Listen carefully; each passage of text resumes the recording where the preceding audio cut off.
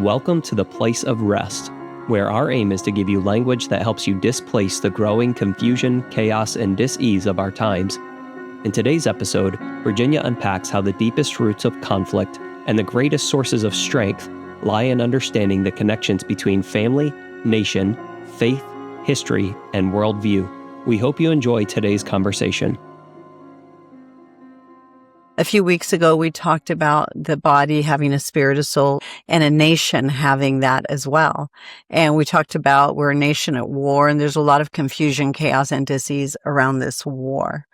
And then I talked about the implications on nations and religious worldviews, and I think we delved deep into that. Now I want to talk about what happens in the context of a family, because we talked about a nation, then institutions of faith, and how worldviews drive things and in fact a body.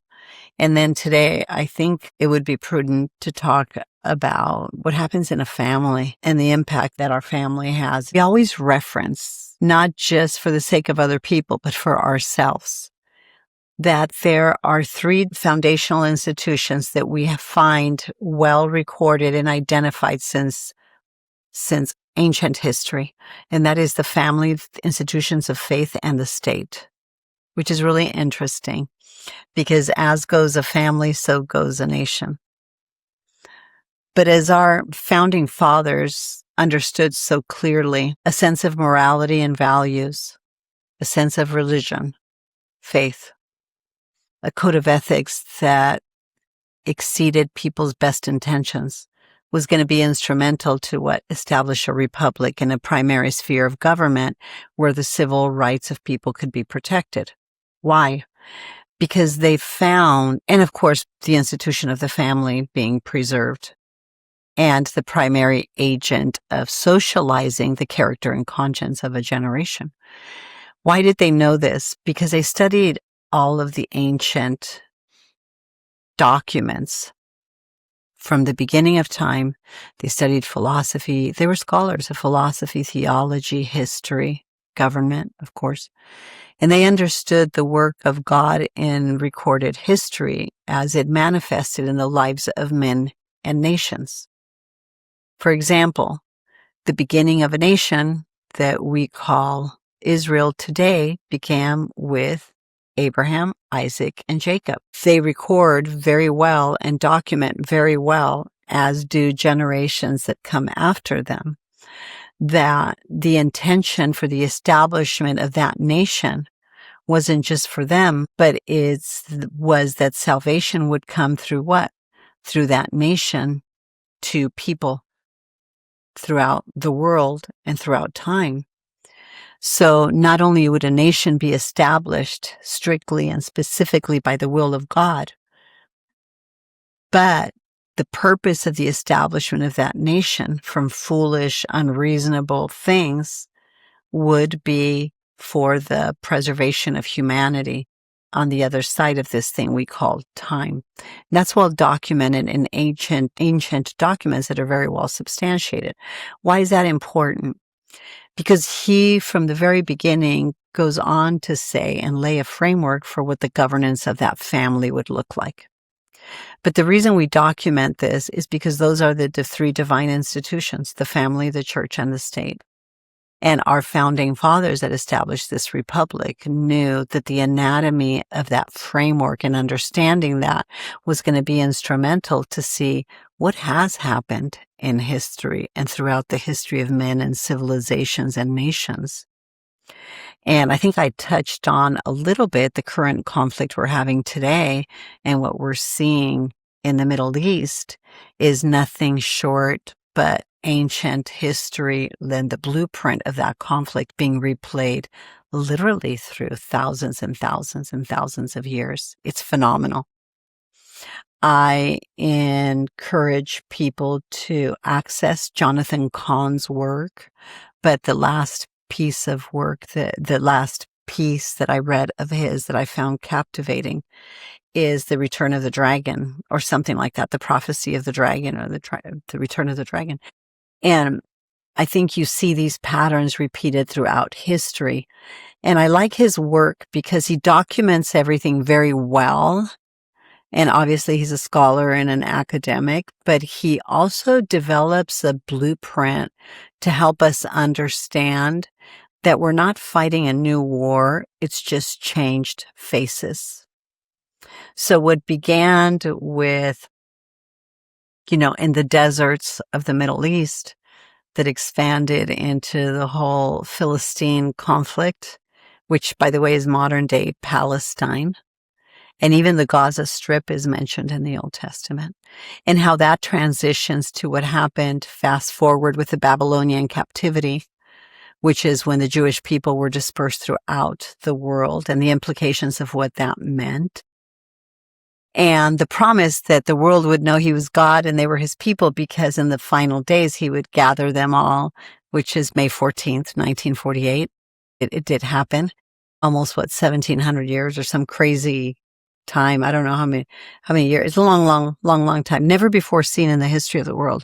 They became a nation. And I think this is important in the context of what we're talking about families today. Because of course the Second World War had happened, and everything we saw in the deserts and in Egypt and in Babylon, we see again where? In Germany.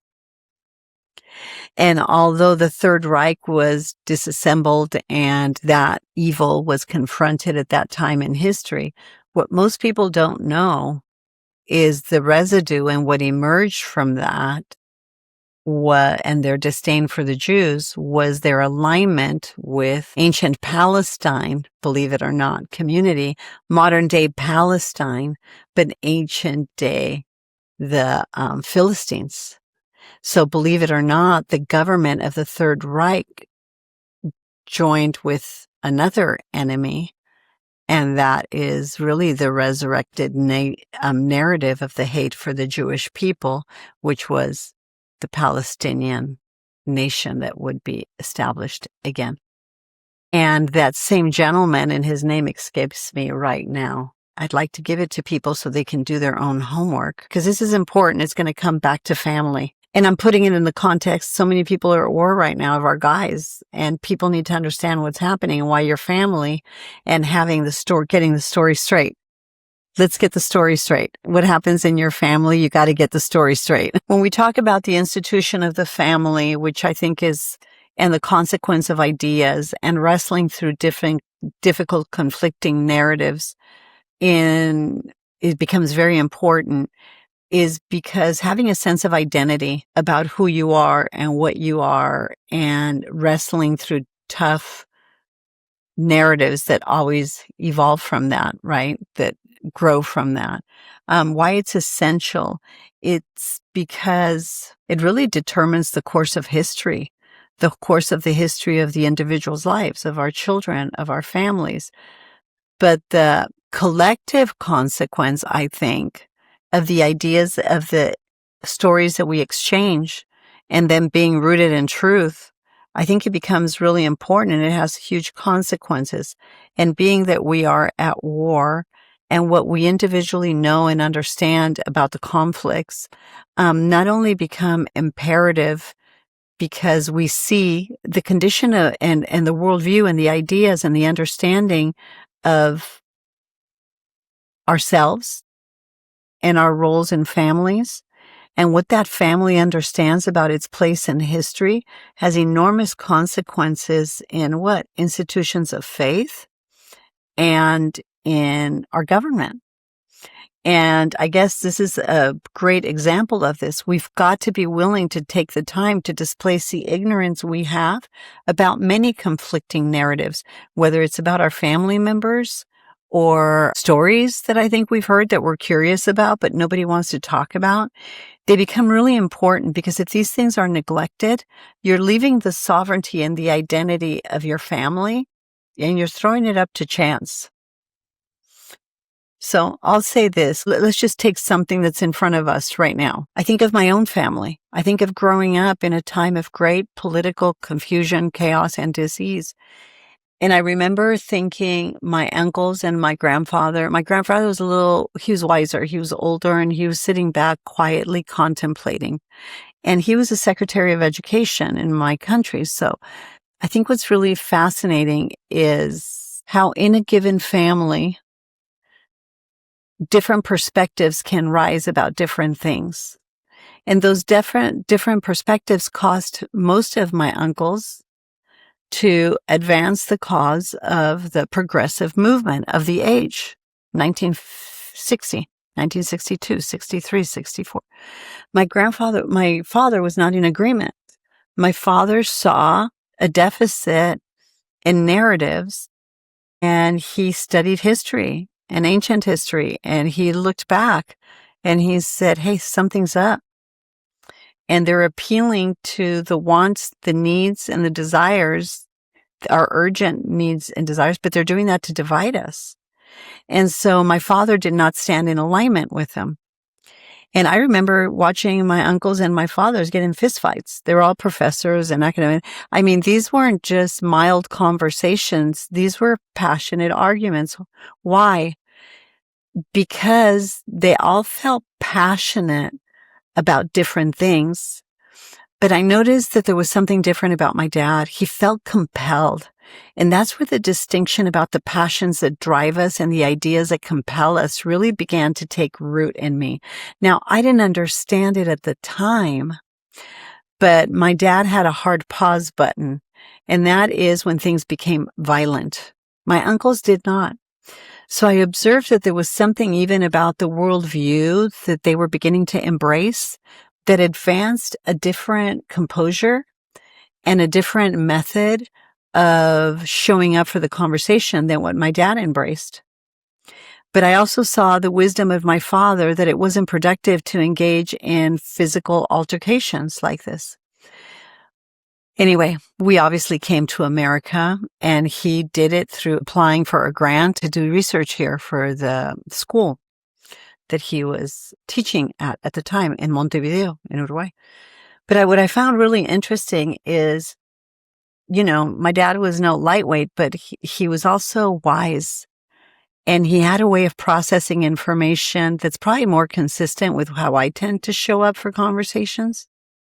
Even though you've seen me get really passionate and strong in viewing my opinions, violence is not an option. It wasn't even in an assault. It just wasn't even in the list of options. It wasn't even necessary. It was not productive. But as I look at ancient history, especially in the narratives we've been discussing, there are a group of people, there is a worldview, and it's rooted deep in ancient history of a group of people that have been from their origin really comfortable with advancing violence.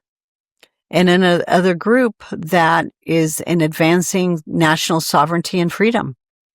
And those groups are what's at odds with each other right now. And I saw that same dynamic, I guess, play out in my own family. My dad walked away from the institution of Catholicism because the more he studied and the more he read, the more he saw the roots of corruption had infiltrated the Catholic Church, much as it has infiltrated our government. You can see that somebody's lying and people sold out. And what did they sell out? National interests for personal gain and power and authority. Hence, you see the slimy consequence of that in the Epstein files, and how that kind of corruption that man is easily seduced to embrace, you see how it becomes the demise not only of the soul and the corruption of the individual, but what it does to a family, what it does to the faith people have, and what it does to the state. Then those that were manipulated and seduced become what? Corrupt. And then it fractures faith and trust in institutions. But that's why at R.E.S.T, we hold that the corruption and the faith and the trust needs to be restored among our own constituents. That's why we invite our listening audience always, no, you need to reconcile the conflicts you have within yourself. Then deal with your primary sphere of influence and how you're showing up for your marriage, your children, your family. And then from the inside out, it's a law of nature, then we begin to see the fruit of the reconciliation of our own conscience, because we begin to not only experience greater measures of freedom, but expand it. It becomes compelling to those around us. So I look at my own dad when he came to America. He didn't stay there and participate with a corruption that became the communistic regime that was really pouncing at the door, secularism. My dad, for some reason, saw that there was an alignment back then between the progressives, the secularists, which were really disguised Marxists and socialists and Marxists. And he understood the alignment that they had consented to with the Germans. And then way, way back then, and we see that the Germans were with the slowly emerging Palestinian state over the very same land that was in dispute thousands of years ago. But my dad, for some reason, saw the emergence of that. And I guess the impact it had on our family is I became a very curious person. I became a thinker. And I went way, way, way, way beyond, I think, what would have shocked my dad in terms of, yeah, we can talk about men and nations and institutions and the corruption of religious institutions. But in fact, isn't the corruption in the hearts of men, Dad? Isn't the breakdown and conflict between what makes us human? I mean, Dad, look at, you can't even tolerate a conversation. You're becoming the thing you hated. Because in your wrath and your frustration and in your outrage and in the despondent state you find yourself in your old age, you're becoming like the thing you hated, which was your brothers and your family. And I said, there's a spirit of fear that's crippling you, Dad. And we can't sit this one out. And of course, he was insulted, even implying that he sat it out. He had the strength and courage to bring us here. But I had the stamina and the youth and the thing to take it to the next level. But above stamina and youth, you know what I had? I'd taken my understanding of theology and philosophy way, way deep into ancient history.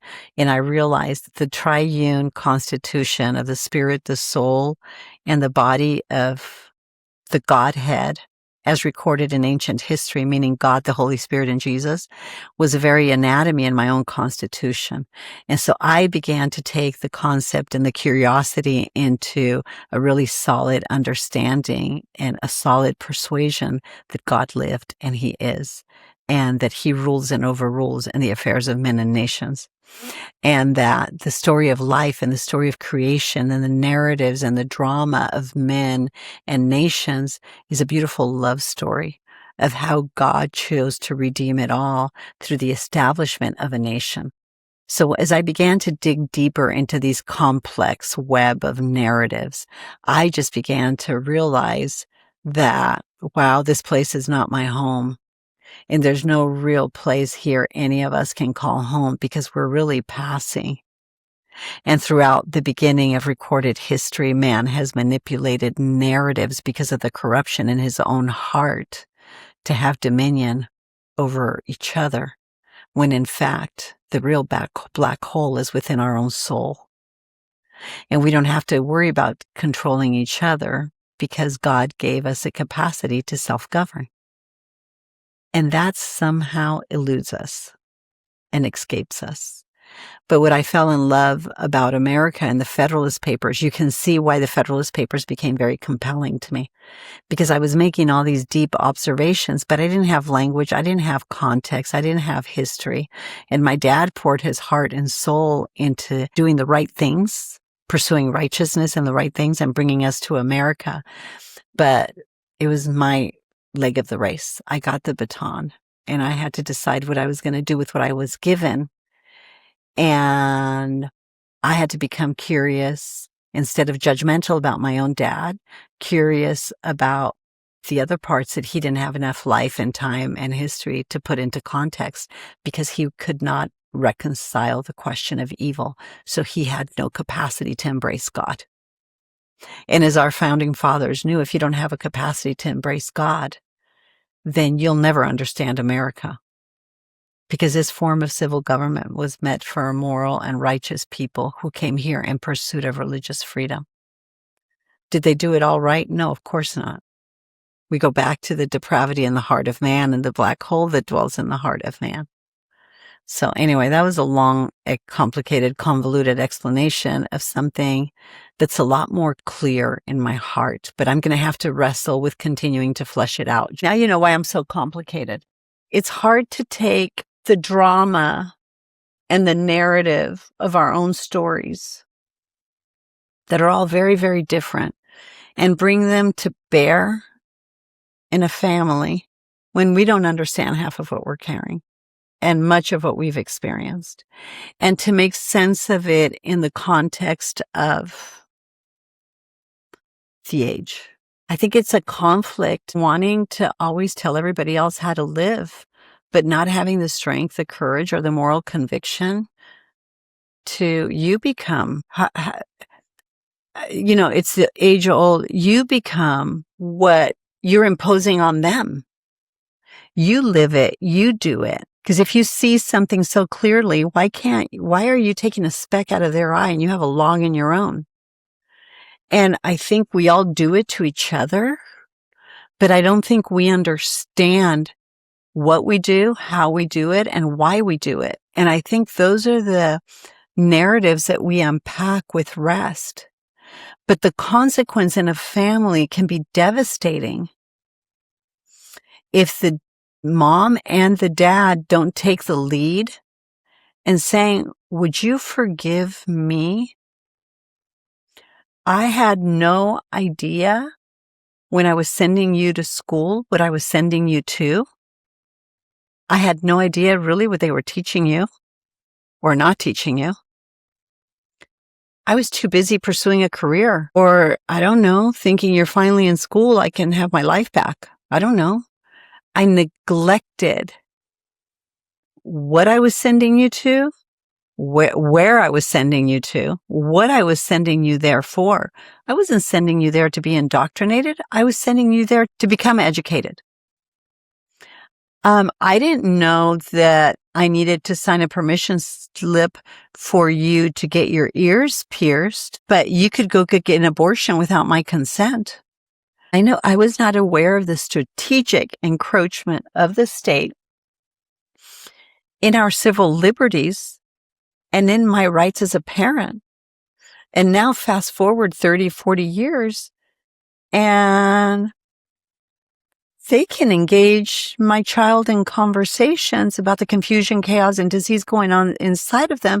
And within 2 or 3 years, I don't know that they're even taking hormone blockers and all these crazy, literally, the social engineering of mental illness and education, in history, in education, and in government. I had no idea that it was happening at the rate that it was. And I had no idea that my kids were facing the magnitude of the things they were facing and the extent of what they were facing and the implications it was having on them. I had no idea.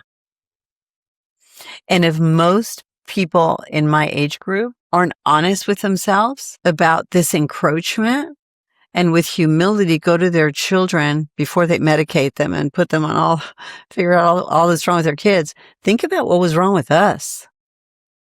I think the easiest way to explain this is I'll never forget listening to the news 10, 15 years ago, whenever it was. And Sean Hannity, and I found him so offensive, was specifically talking about the snowflakes.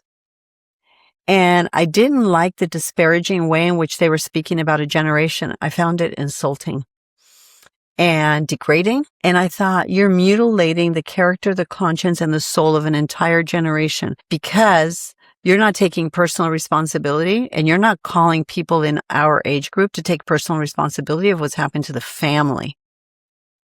Because I think if we're all honest, those of us that are 50 and over, we were blindsided by many, many things because we were distracted. Doing, becoming, buying, pontificating.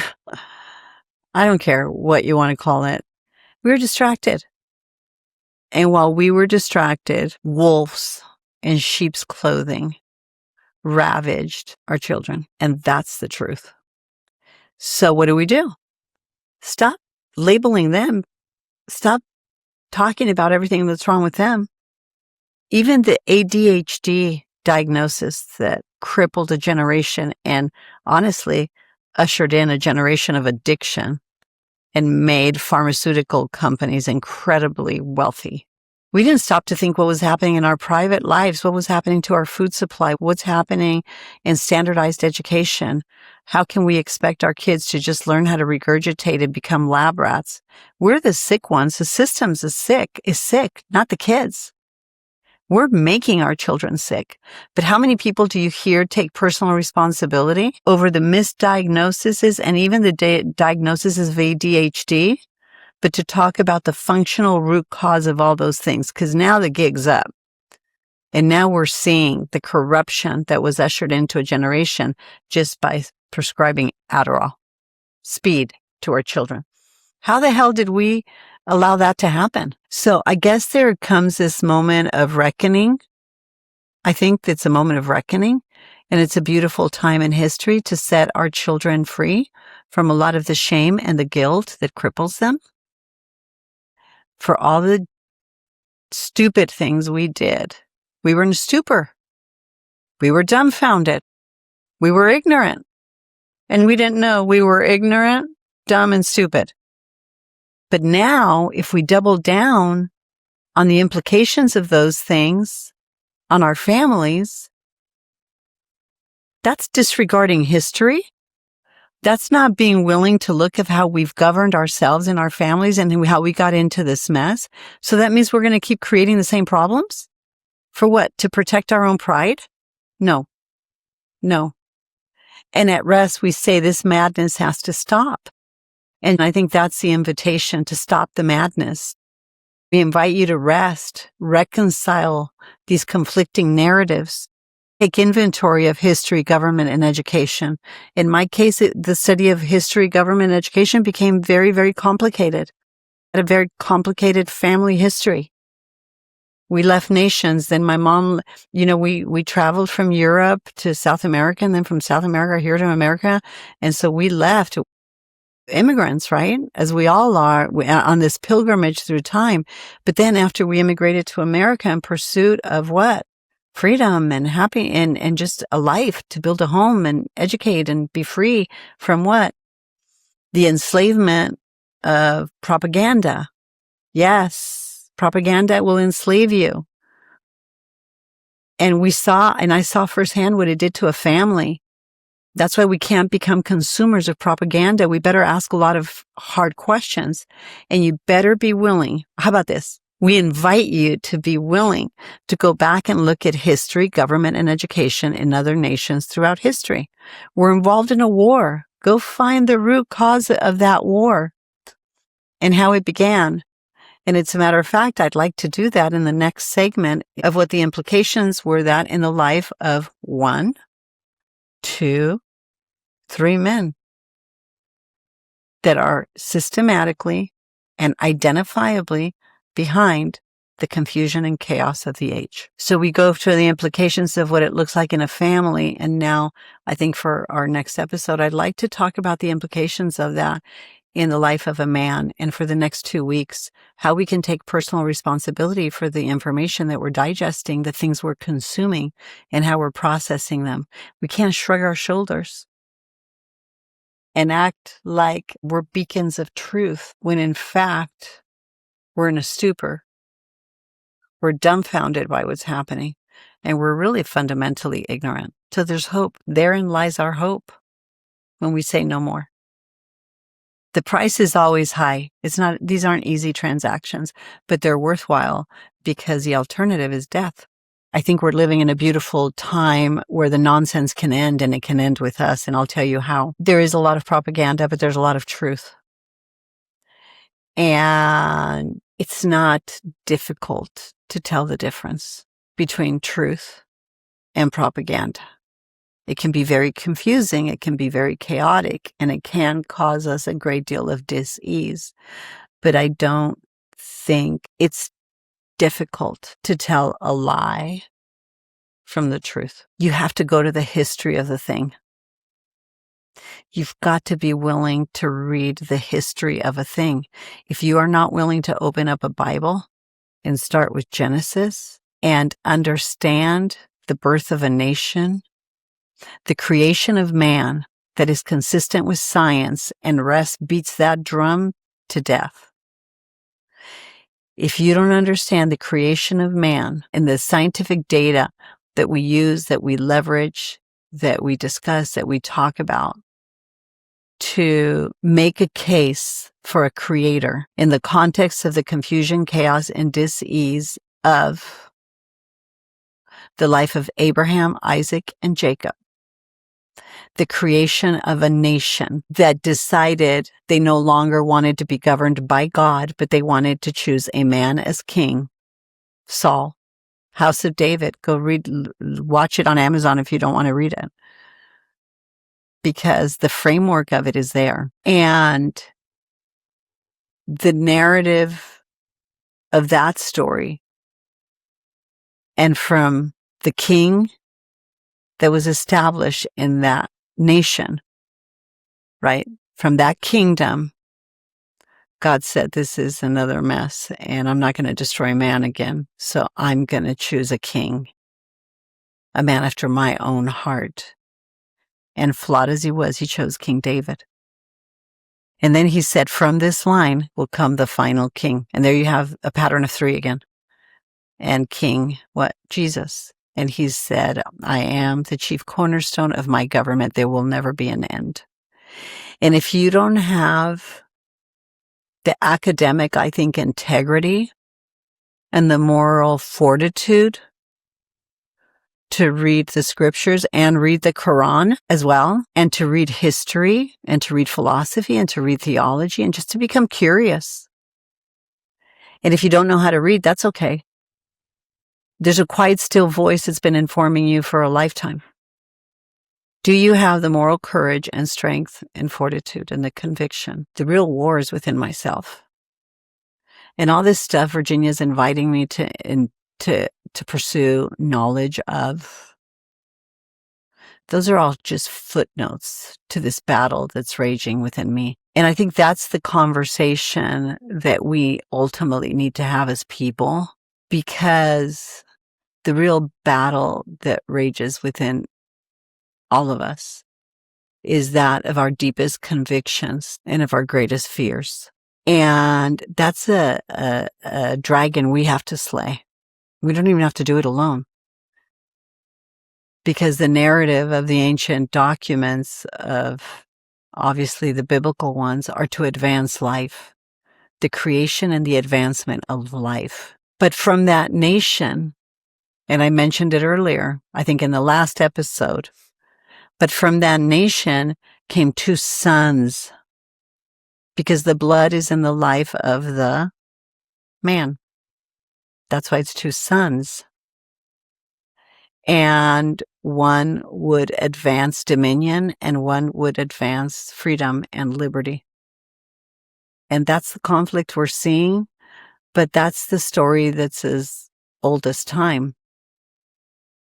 And that's why you can't stop there when you think about governments, because then you start thinking, wow, you know, there's something in me that wants to advance life in me, but there's something that I just do all these dumbass things, frankly, and I destroy my life. And I don't even know why. There's this war that's raging within me, and the book of Romans speaks to it well. And the things I don't want to do, I do, and the things I do, I don't want to do, and what a wretched man that I am. Right. That is the point.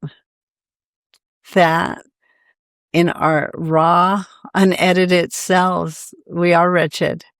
And until we can get to the place where we can bend the knee and see the corruption within ourselves, I don't think healing is possible, because we're just going to be chasing a cure, which is the external things of everything we're going to face. Healing is about transformation. Healing is about freedom. And you can't have freedom without liberty, your capacity to internally self-govern. So in the most practical ways, I think, as individuals that make up families, by the way, that make up institutions of faith, that then make up the state.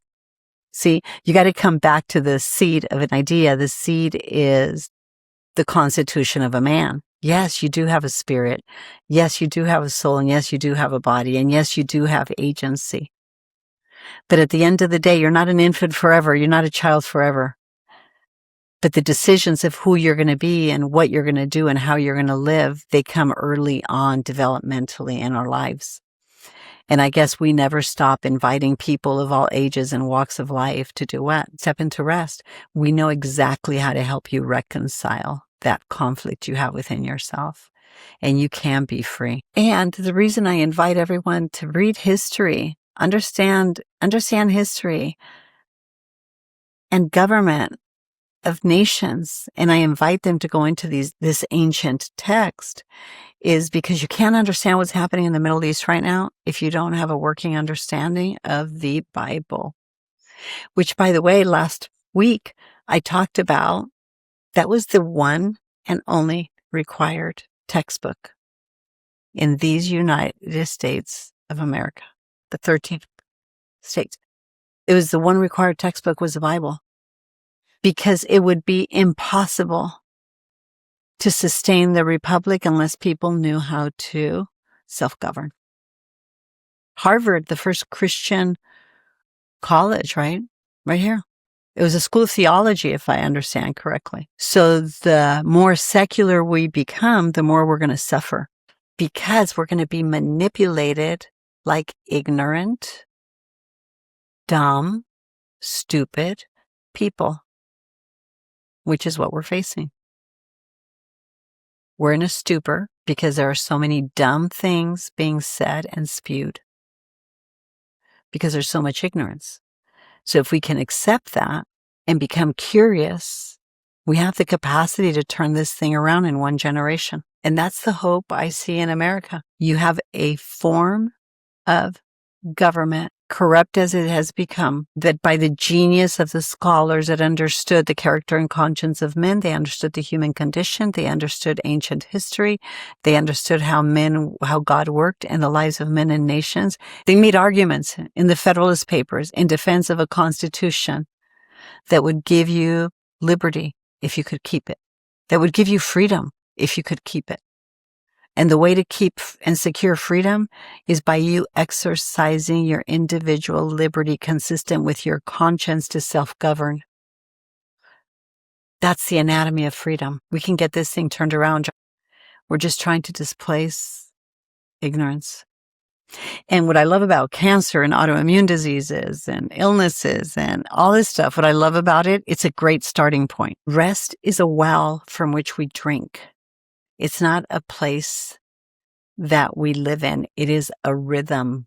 It is a rhythm of life. We're afflicted in the same ways. We're concerned about the same ways, but not as people that have no hope. And I want to say something beautiful about my dad in closing. I think I introduced him in the last narrative or the beginning of this one. I don't know. It all runs together in my mind. But at the end of the day, my father is a giant in my eyes, not because he was perfect, but because he had the character and conscience to speak truth when he saw it, to be an ambassador of truth to his brothers and his family every time he could. And at the end of the day, he had to walk away knowing that he did everything he could with what he had to love well. And of him, it required that he walk away. Not because we didn't talk to them and love them and stay in relationship with you, but we had to leave a country in political turmoil. And we did arrive in one experiencing a civil war of values. And if you would have told me that the civil war of values would have exploded into what I'm witnessing today, when our children are in peril, our children are under assault, our children are being abused, and our children are literally being destroyed from the inside out. I was so naive, even with the growing knowledge and education that I was gaining, and insights, I should say, I was gaining, I was still a victim of the psyop. But here's the best part. Gigs up. You can fool me once. Shame on me. And as a mom and as a parent, I carry a lot of that shame too. Thankfully, the Lord has taken it away because I pity my own ignorance and my own mannishness and my own humanity. So now I really stay close to my dad and hold his hands. I white knuckle a grip on his hands because he has so much love and compassion for me and for humanity and for our condition. But this is an incredible opportunity to bend the knee, to metanoia, all right? Stop and think. Stop and think about what we're seeing, what's happening, and then turn. That's the word repentance. And then turn the other way. Don't be proud. Don't be arrogant. Don't dig your heels in. Stop and think and go the other way. Join us. We're going north without condemning and without judgment and without, I think, speaking disparagingly of each other. We need each other. Let's love each other enough to invite each other into honest conversations about difficult things and practice these tools of rest that we share with you. That's what we do every day. My team does that all the time. This is a discipline. This is a way to live that's transformative, but it's a discipline, not a skill we develop. It's a discipline that we acquire through the things we suffer. We hope listening to this episode has brought you closer to experiencing the freedom of wholeness and healing.